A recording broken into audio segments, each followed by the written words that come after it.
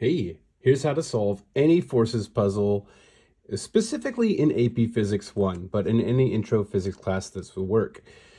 There's a chant you can do, a mnemonic device to remember how to do this. So just say first thing, free body, second thing, second law. First thing, free body, second thing, second law. And just repeat that until you've got it burned into your brain.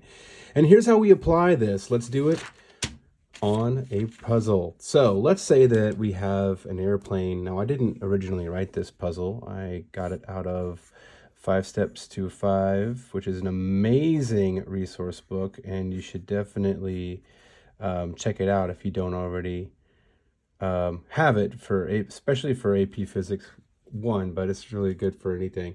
Here's a side view of a plane. Sorry, it's not great drawn. Let's just imagine even more fun. Here's Buzz Lightyear. And so let's just imagine like a Buzz Lightyear.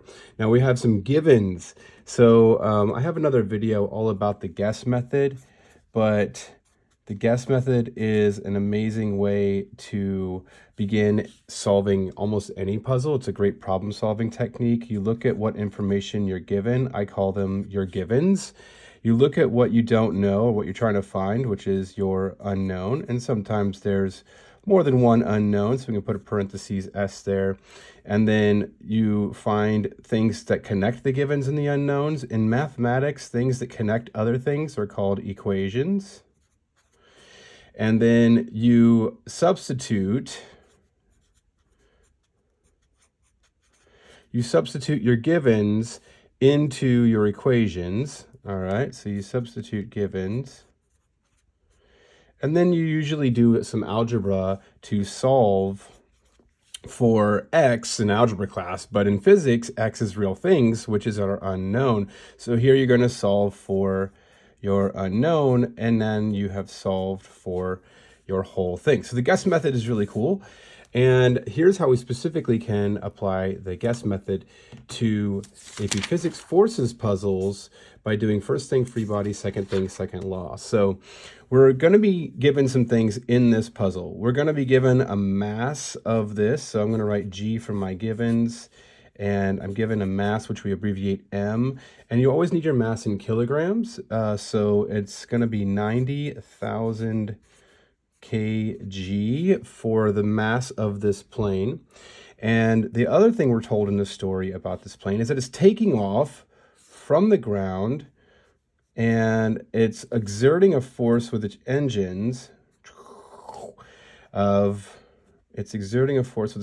now we have to label forces with F, but we need a subscript or a little letter written below, sub meaning under, script meaning written, so something written under the other letter, to indicate this is the force of the plane because there's going to be some other forces. So let's just put FP for plane, and then the plane is exerting 20,000 newtons, capital N is the unit for force that we want to use, force with its engines. Now it's fighting against some wind.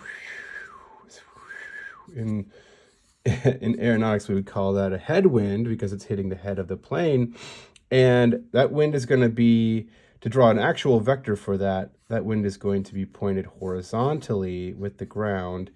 And so the force of the wind, we'll put a subscript W for wind, equals 1,000 newtons. Now, because forces, mass is a scalar, there are two major types of quantities here. Quantity is something that can be measured with numbers, and mass is a scalar quantity. And scalars just only have magnitude. So here's our magnitude, or our amount of mass.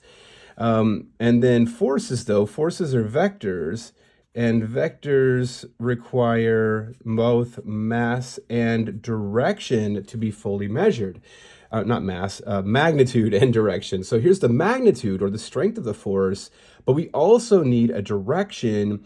And so since we're looking at this from a side-on view, we'll measure all of our directions with this cardinal or XY system. So we'll say forward is right, backwards is left, and up and down with respect to the horizontal ground. So, and then we needed, and because forward and backwards and up and down are really hard to like write out all the time, and they're not mathematically usable. Like we can't add forward, to another forward. So we use plus and minus. So we're going to establish positives and negatives on our cardinal plane here. And so we're going to say that up is positive in the plus y direction, and to the right is in the plus x direction, and then down would be the negative y, and left would be the negative x direction. Okay, now we can easily show which vectors are pointed in opposite directions to each other. Another thing to remember is you can never add x's to y's or subtract x's from y's.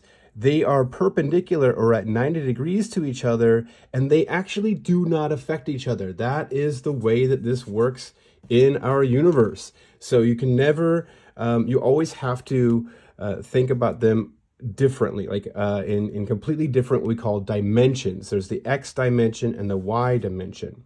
Okay, so now let's get our direction. We have our magnitudes. Let's get our directions for our forces. So the force of the plane is actually happening at a 60-degree angle. These thrusters are pushing the plane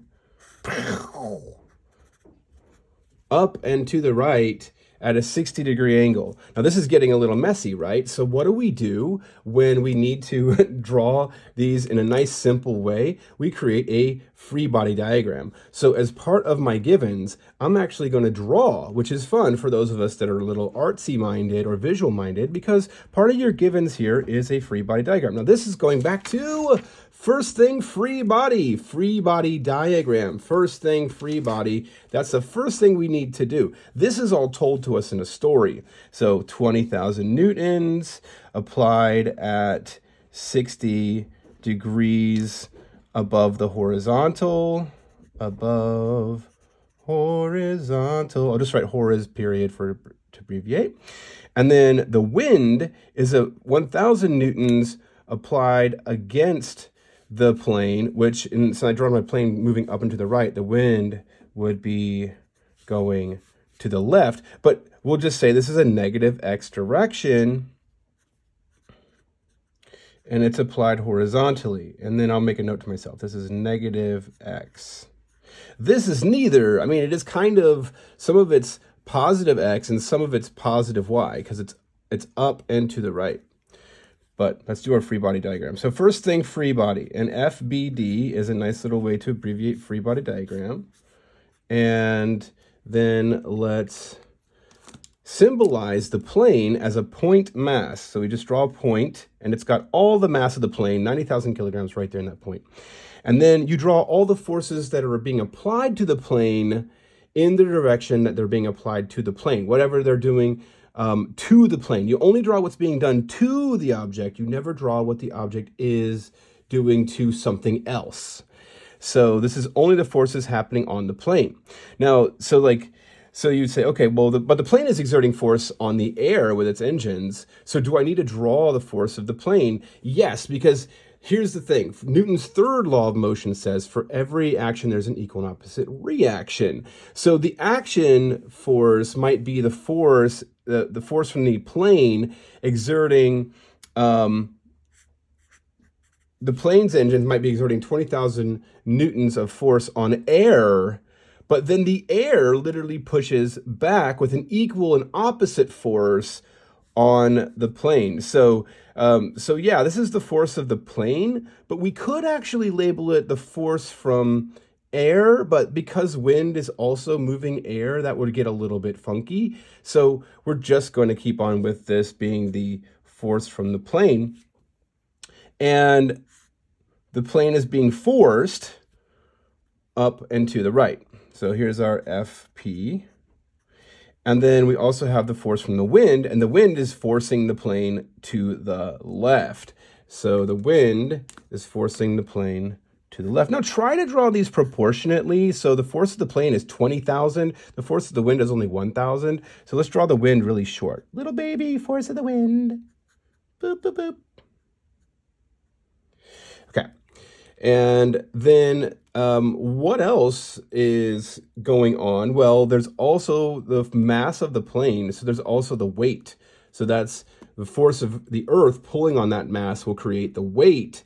So there is a weight on the plane, or the force from the Earth pulling the plane downward. And we're always going to label the weight. You can label it with a capital W. Some people do that, but I like to stick with like F's for all forces. And then that's coming from gravity, so put a lowercase g. All right, so there's all of our forces, but we can't use this one because it's being applied at an angle. It's not perfectly X or Y, so we really can't add it together with either of these. So we need to break this apart into what we call pieces of that force, or the word for that is components. We need to break this into components. And you never draw components when you're drawing a free body diagram, especially in the AP exam. If this were an answer to something, then you don't draw the components. But for our purposes, it is helpful to draw our components so we can see them. And if you do draw them, use dashed lines. And then you can draw them either way you want to, whichever way looks more like visually appealing to you or makes more sense. But basically here we have a forward component, so that would be F, P, and then it's an X piece, so it's another subscript X. So it's the horizontal component of the force on the plane. And then we have here, we have F, P, Y, or the vertical component of the force on the plane. And these are the exact same if you were to draw them here. This is also FPY, and this is also FPX. You don't need to draw both sets. Just whichever one you want to is fine. And then these are always at a right angle, so you can imagine the right angle symbol there. And this is a right triangle. Now, because it's a right triangle, we can use some trigonometry to find these component pieces. So technically, since this is a right triangle, this is the hypotenuse, the force on the plane, FP. This is our hypotenuse. I'll write hype for short for hypotenuse. And then FPY and FPX are either going to be our opposite side or our adjacent side. And what depends, like which one they are, depends on which angle we know. Do we know this angle up here, or do we know this angle here? Well, we know that this is 60 degrees above the horizontal. So this is 60 degrees. This is angled out 60 degrees, tick, tick, tick, tick, tick, tick, tick, tick, tick, tick, tick, ting, above the horizontal. It's being measured from the horizontal. So this is our angle here. And we would call that our angle of interest because that's the one we're interested in. And then we can label angles with a little circle line through the middle. That's a theta, the Greek letter theta. So our angle is 60 degrees. And now because this side is on the opposite side of the triangle from that angle, here's our opposite. OPP for opposite. And then this is next to that angle. So this is our next to or adjacent, meaning next to. ADJ for adjacent. And now we can use good old math class, SOHCAHTOA,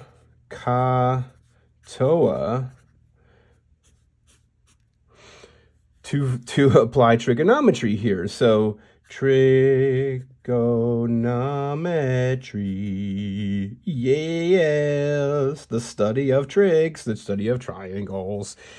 And SOHCAHTOA is classic. So is sine. It's a sine function. And sine equals O for opposite, H for hypotenuse. So it's opposite divided by hypotenuse. And this is, sorry, not just sine, but this is sine. Functions must be applied to something. So this is sine of our angle theta equals opposite over hypotenuse. Ta-da! Okay, and then Ka is cosine, and Toa is tangent. Cosine of theta equals, and then adjacent over hypotenuse, ADJ over HYP. And then let's do a little more arrowing here. And then tangent, TANGENT of theta equals, already got a paper, opposite over adjacent. Yay! Okay, now which one do we choose? Well, you'd think you kind of apply the guess method really quickly here as one little step. So what do we want? What's our unknown? We actually want to know the forward force. And because why do I know I want the forward force, FPX? Well, we haven't actually finished like breaking out the puzzle that we're trying to solve, but the unknown in our puzzle, we're actually being asked in this question to find the horizontal acceleration of the plane. So what is the horizontal acceleration of the plane? Now the horizontal acceleration is written with a lowercase a in physics. And I'll go ahead and just like, another piece of paper, huh? So we've got our givens. Now we've got our unknown. And our unknown is A, the acceleration of the plane. And there's literally only one object accelerating here. So the wind isn't accelerating. So I don't need to like put a subscript for A. But I do want to put a subscript X to show that this is the horizontal acceleration of the plane, because we could also find the vertical acceleration of the plane. Like how quickly is it speeding up directly upward? How quickly is it speeding up directly forward? But this is what we want. So we'll equal, we don't know it, question mark, but we do know the units is going to come out in meters per second every second, or meters per second squared. And then we have equations, the next step in the guess method, equations. So we've done first thing free body. We've thought about, we're going to need components here.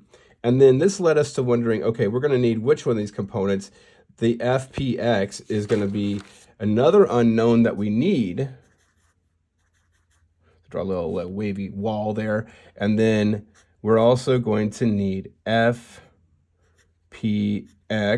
equals, we don't know, in newtons.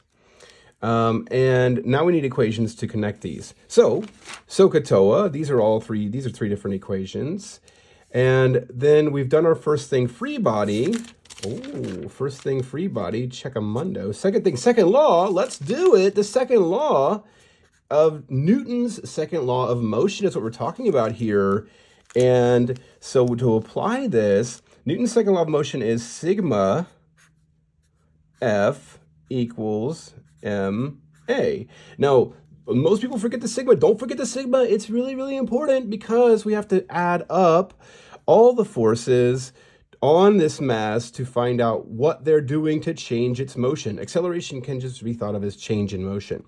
And you can't add forces. Remember I said you can't just straight up add x's to y's or so. So you have to keep this in 2 dimensions. So we really always apply Newton's second law twice if we have an object moving or accelerating, changing its motion in both X and Y direction at the same time. And we do in this case.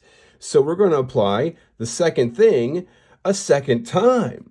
Ooh, lots of 2's involved here. It's the second thing we do. It's the Newton's second law, and we got to apply it twice. Oh, fun with numbers. All right, so let's go do that.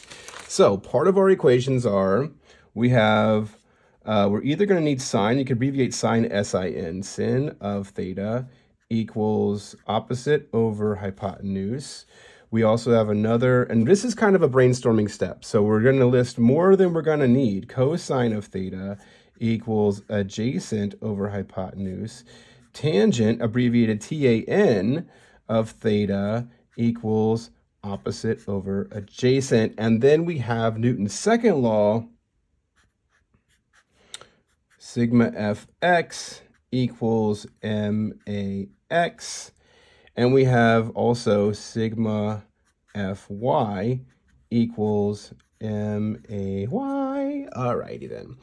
So, okay, so here's all our different equations. Now what we're going to do is we're going to substitute, moving forward with that guess method, G.U.E.S., substitute our givens into our equations. Ooh, so here's what we're given. We're given also, so we got to actually we got to create a given for ourselves to find this piece. So let's see how to do that. All right, so do we want sine, cosine, or tangent? Well, let's make a decision here. All right, so we have the adjacent side. We want the adjacent side. That's kind of our unknown here. We have the hypotenuse. We want the adjacent. So hypotenuse and we don't care about the opposite. We don't care about finding the vertical component. We want to do the horizontal component to get the horizontal acceleration. So what has A and H in it? No, that's O and H. Here's A and H. Sweet. So that's what we want. Bam, bam. And we're going to solve this for the adjacent. So let's go do that. So we don't care about this. We don't care about that. We do love this. Now let's go ahead and substitute stuff into cosine. So I'm going to substitute stuff. So cosine is cosine is cosine. I'm going to put in my 60 degrees for theta. That's a degree symbol, not a dot. Sorry, the pen's a little thick. Then I'm going to do my adjacent side. I don't know it, but I can write in what it is in this puzzle, which is FPX over the hypotenuse. And I do know the hypotenuse. The hypotenuse is the total force on the plane from the engines, which is 20,000 newtons. So 20,000, capital N for newtons. Newtons, I'm saying it a little silly. Okay, now let's do algebra and solve for FPX. So I'm going to multiply both sides by 20,000 newtons to get rid of 20,000 newtons on this side. And then I've got to, I'm gonna squish this over here. Let's just kind of like 20,000 newtons is also being multiplied to this side. And then we get to slash stuff out. Ooh, so violent. But they cancel each other out. So now we just have FPX equals 20,000 newtons times cosine of 60 degrees. And let's go to the calculator to get the numbers. Okay, now make sure, because we are using degrees, if you're using a TI 80 something, check your mode and make sure you're not in radian mode, but you are in degree mode. Yay, I am. Okay, so it's clear. Let's do this thing. So 2, 0, 0, 0, 0, 4 zeros, 20,000 times the cosine of 60, close parentheses, enter, is 10,000. 10,000 newtons of the 20,000 newtons is being applied directly forward. And is this positive or is this negative? Because that's important. Do we have direction? And positive and negative are going to tell us the direction, forward or backwards. And this is forward, and we establish forward as our positive x direction. So this is a positive direction to the force. You can put a plus there to remind yourself that that is the direction and you have considered it, even though in math class, that would be redundant to put an extra plus in front of a positive number. But to us, plus is direction. So it's really not redundant to us in physics. Okay, so we have one thing we wanted. Kalu-Kalay, hooray, hooray. And then, and that was a little bit of solving, wasn't it? That was the last S there. But let's solve for our final bit. So out of our two directions here, we don't really need to work on the sigma Fy because we just want, this is our unknown here. And so we want to find Ax. So we're just going to use this equation that connects our horizontal forces, our mass, and our Ax. Now let's do that.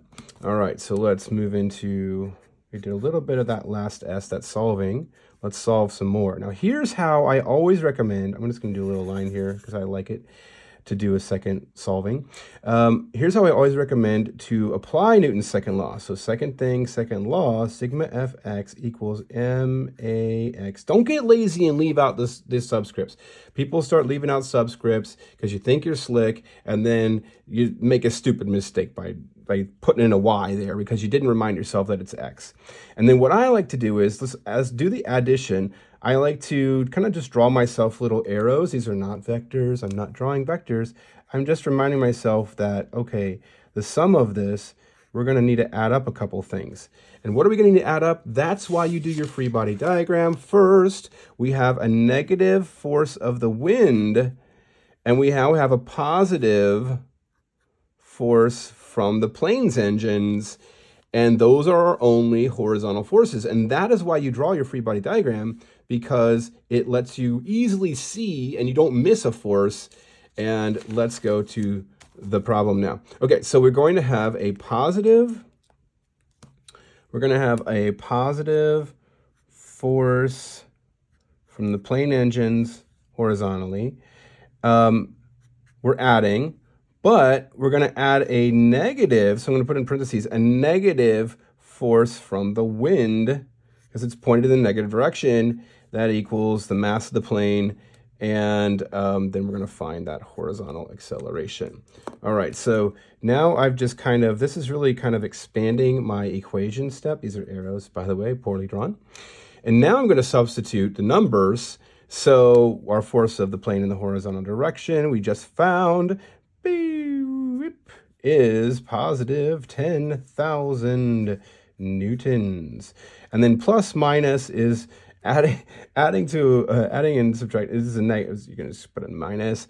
We're going to subtract the force from the wind. What was that? That's why we write out our givens. So we keep everything nice and organized. It's 1,000, and I can go ahead and put a minus to remind myself of that. This doesn't have a plus or a minus because it's not technically in a plus or minus exact direction. It's at 60 degrees above. So you don't need to put a plus in front of FP. But you do put a plus once you find the actual FPX or FPY. Back to minus 1,000 newtons for the force of the wind, minus 1,000 newtons. And we know the mass of the plane. I'm going to put it in parentheses. It is 90,000 kilograms. How did I know that? Oh, that's because it was told to me in the story right there. Put it in our givens. First thing we did, yeah. And then we're finding a sub x. So we just leave it as a sub x. Now it's all down to algebra. So what do we got to do? Let's go ahead and put these together. So this is going to be 9,000 newtons remain in the positive direction. And then we're going to equal 90,000 kilograms multiplied by a sub x. And then we're going to divide both sides by 90,000 kilograms. So we get a sub x by itself on the right-hand side. 90,000 kilograms. Okay, cool. And now 9 divided by 90,000 is simply, it is 1/10. 9 is 1/10 of 90,000. And 1/10 is 0.1. 0.1. When you divide newtons by kilograms, you get meters per second squared, which is perfect because that is the unit for acceleration. And that is our answer, friends. Sweet. And then just for fun, we get to cancel these guys. All right, cool. So we have found our ultimate unknown, our final unknown, and we have applied forces to solve a forces puzzle. This is as tough as it gets in AP Physics 1 mathematically. So first thing, free body. Second thing, second law. And do the second law in 2 dimensions if you need to. And again, G.U.E.S.S, givens, your free body is part of those. And then that leads you into finding some unknowns. And then you're going to apply your equations. Substitute into those equations, substitute into those second law right there, and then solve with your algebra skills. Thank you so much for watching. This is the Science Hutch. I was the Hutch. This was the very special science today, and you are the scientist. Happy sciencing.